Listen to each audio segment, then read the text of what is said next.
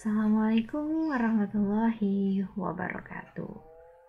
Oke anak-anak, sekarang kita akan membahas bab baru, yaitu tentang garis dan sudut. Nah, garis dalam ilmu geometri terdapat beberapa istilah atau sebutan yang tidak memiliki definisi atau undefined term, antara lain titik, garis, dan bidang. Meskipun ketiga istilah tersebut tidak secara formal didefinisikan, namun sangat penting disepakati tentang istilah tersebut. Sebuah titik hanya dapat ditentukan letaknya, tetapi tidak mempunyai panjang dan lebar, atau tidak mempunyai ukuran atau besaran. Titik dapat digambarkan dengan memakai tanda noktah. Sebuah titik dinotasikan atau diberi nama dengan huruf kapital, misalkan titik A, titik B, titik C, dan sebagainya. Ingat-ingat ya, menggunakan huruf kapital. Nah, adapun garis itu direpresentasikan oleh suatu garis lurus dengan dua tanda panah di setiap ujungnya yang mengidentifikasi bahwa garis tersebut panjangnya tak terbatas. Jadi ini masih bisa diperpanjang lagi apabila ada tanda panah seperti ini, bisa diperpanjang ke kanan, bisa diperpanjang lagi ke kiri. Sebuah garis dapat dinotasikan dengan huruf kecil, misalkan garis K, garis L, garis M, dan garis N, dan sebagainya. Jadi, apabila titik tadi itu dinotasikan dengan huruf kapital, sedangkan garis dinotasikan dengan huruf kecil. Nah, ini garis N terdapat dua titik, yaitu titik A dan titik B. Ya, garis bisa disebut juga dengan garis AB. Nah, penulisannya gini, AB, terus di atasnya ada topinya. Topinya ada panahnya ya, ini kanan dan kiri. Nah, kalau seperti ini tidak ada panahnya, titik ujungnya adalah titik, ini disebut ruas garis. Nah, karena ini ada titik A dan titik B, disebut ruas garis AB. Ditulisnya AB, topinya garis, tidak ada tanda panahnya. Sudah paham ya perbedaannya antara garis dan ruas garis. Kalau garis itu masih bisa diperpanjang kanan dan kirinya, apabila ruas garis ini tidak bisa diperpanjang. Oke, lanjut. Nah, ini ada hubungan antara titik dan garis. Gambar yang pertama, ini ada garis G. Titik terletak pada garis. Nah, titiknya terletak pada garis. Kalau gambar yang sebelah kanan, ini titik terletak di luar garis. Jadi ini titiknya di sini. Misalkan ada titik di sini, juga sama. Titik terletak di luar garis. Titiknya di sini, ya sama. Titik terletak di luar garis. Hubungan yang kedua yaitu hubungan antara titik dan bidang. Nah, kalau seperti ini ada bidang. Ini bidang alfa, ini bidang beta. Gambar yang sebelah kiri, titik C pada bidang alfa. Yang sebelah kanan, titik D di luar bidang alfa, di luar bidang.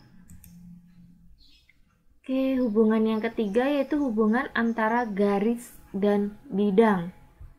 Nah, gambar yang A, garis terletak pada bidang. Nah, ini terletak pada bidang.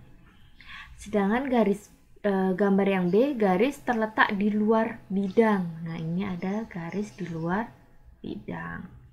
Yang C, garis memotong atau menembus bidang. Ini ada garis yang memotong bidang alfa. Hubungan yang keempat yaitu titik-titik segaris atau koliner dan sebidang koplanar. Ini bagaimana ini? Nah, ini. Titik A dan B koliner pada garis G. Garis G. Jadi ini titik-titiknya segaris atau koliner. Ya, ini disebut koliner. Yang koplanar bagaimana? Nah, ini titik C dan titik D koplanar pada bidang A atau sebidang. Paham ya bedanya koliner dan koplanar? Kalau koliner itu titik-titik segaris, kalau koplanar itu titik-titik sebidang.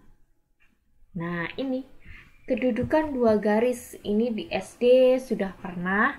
Nah, kita ingat kembali ya, kita ingat-ingat kembali. Garis berpotongan, bagaimana ini? Dua garis yang terletak pada satu bidang datar dikatakan saling berpotongan jika dan hanya jika kedua garis tersebut memiliki satu titik persekutuan. Jadi misal ini punya garis G, ada lagi garis H. Ini apakah berpotongan? Iya. Kenapa? Ya jelas, ini terlihat. Ada satu titik persekutuan di sini, yaitu titik O. Kedudukan yang kedua yaitu sejajar. Dua garis dikatakan sejajar jika kedua garis tersebut tidak berpotongan dan jarak kedua garis selalu tetap dan terletak pada satu bidang. Nah, ini kalau dalam kehidupan sehari-hari, misalkan sepasang dari jalur rel kereta api ya, itu sejajar, tidak akan berpotongan. Misalkan ini punya garis G dan ini garis H. Ini apabila diperpanjang sampai manapun, kedua garis ini, garis G dan garis H, ini tidak akan berpotongan karena jaraknya selalu sama atau tetap. Ini dikatakan sejajar. Yang ketiga, berhimpit. Dua garis yang terletak pada satu bidang datar dikatakan berhimpit jika kedua garis itu memiliki paling sedikit dua titik persekutuan. Nah, kalau yang berpotongan tadi kan mempunyai satu titik persekutuan ya. Kalau berhimpit itu paling sedikit dua titik. Misalkan ini garis G berhimpit dengan garis H. Nah, ini dikatakan garis berhimpit. Yang keempat yaitu bersilangan. Nah, apa ini bersilangan? Dua garis dikatakan bersilangan jika dan hanya jika tidak terletak pada satu bidang datar dan tidak berpotongan. Perhatikan lagi ya.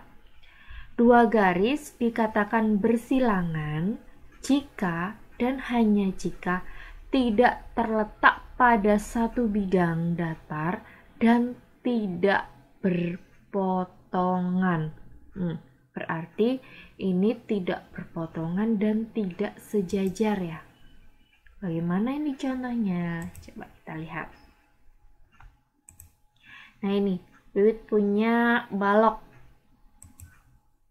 Coba diperhatikan, garis AC itu bersilangan dengan garis FH. Tadi dikatakan bersilangan jika dan hanya jika tidak terletak pada satu bidang. Nah, ini kan tidak terletak pada satu bidang. Dan tidak berpotongan. Nah, ini apabila diperpanjang lagi seret, ini juga diperpanjang, ini tidak akan berpotongan. Makanya garis AC itu bersilangan dengan garis FH. Nah, coba kalian temukan lagi mana garis-garis yang bersilangan. Buat PR ya. Oke, lanjut. Coba kalian perhatikan gambar berikut. Ini ada garis A dan garis B. Garis A-nya yang merah, garis B-nya yang biru.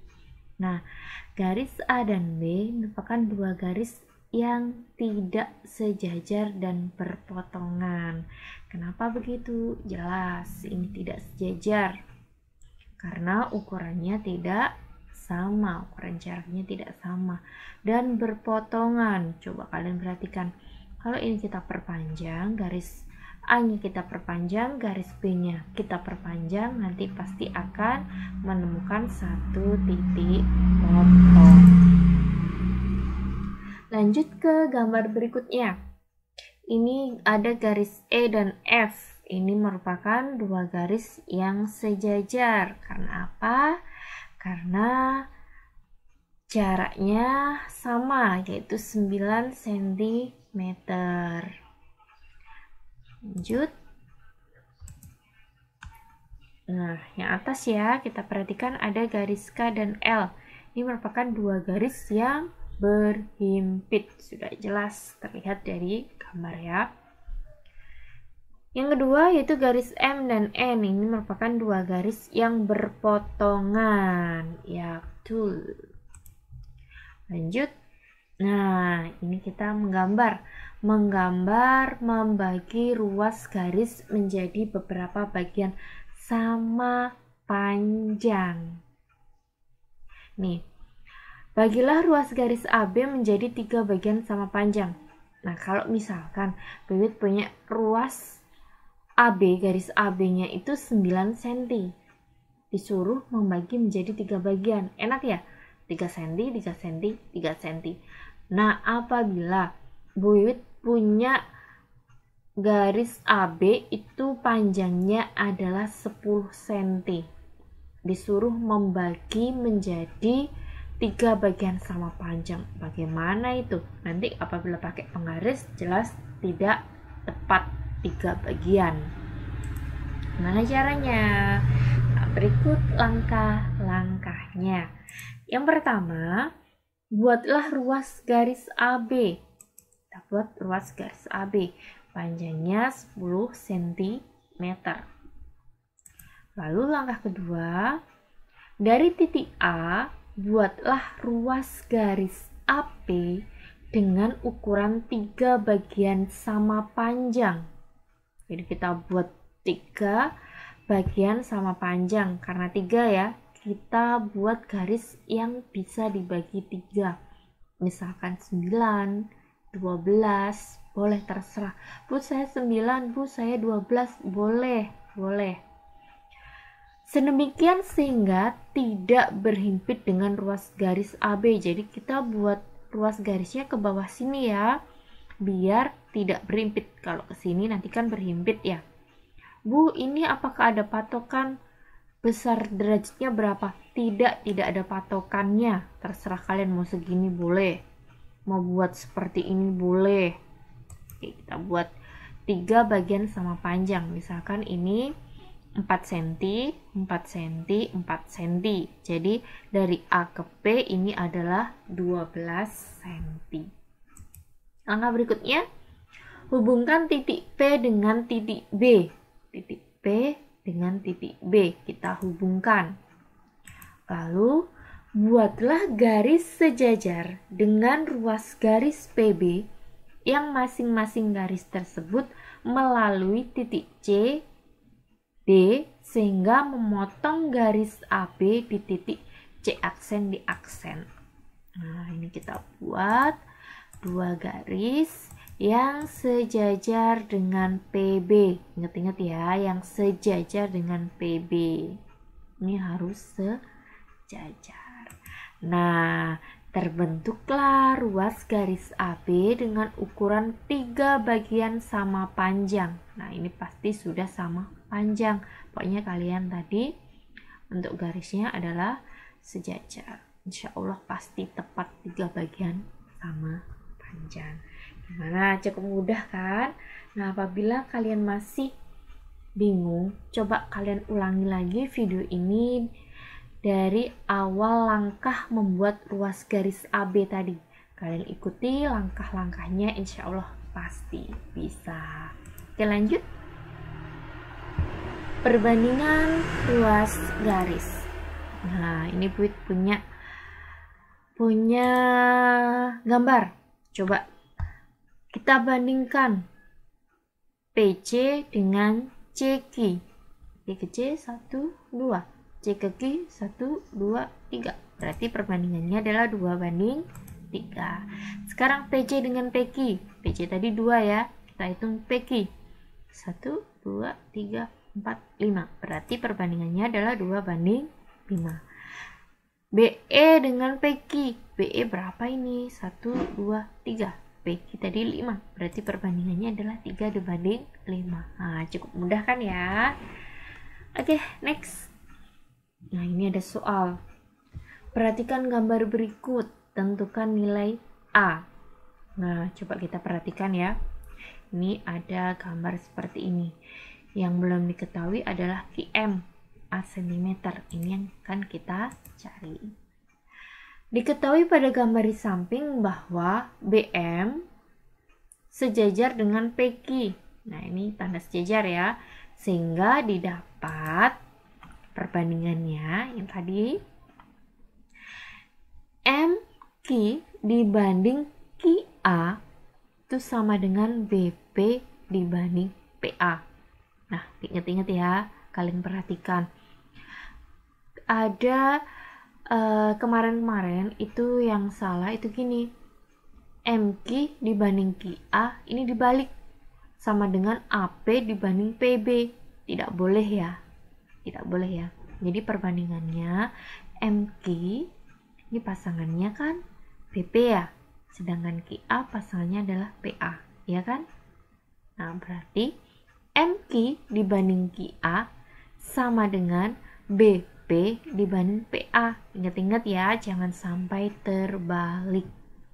Kita lihat MQ-nya adalah A cm, QA-nya 5 cm, BP-nya 9,6 cm, sedangkan PA-nya adalah 6 cm. Nah, ini bisa saya rubah bentuknya jadi A/5 sama dengan 9,6/6.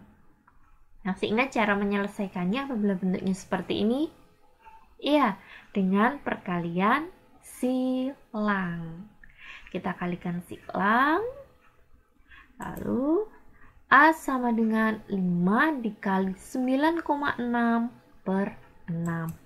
Berarti A-nya sama dengan 8 cm. Gimana? Cukup mudah kan? Kalian bisa mengeksplor lagi contoh-contoh soal lainnya, bisa di buku paket, bisa di LKS. Oke, cukup sekian untuk pertemuan hari ini. Kita jumpa lagi pada pertemuan berikutnya. Nah, pada pertemuan berikutnya kita akan membahas tentang sudut. Jangan lupa belajar ya, Nak ya. Dan Bu ingatkan lagi yang masih punya tanggungan-tanggungan tugas untuk segera diselesaikan. Oke, cukup sekian. See you next time. Assalamualaikum warahmatullahi wabarakatuh.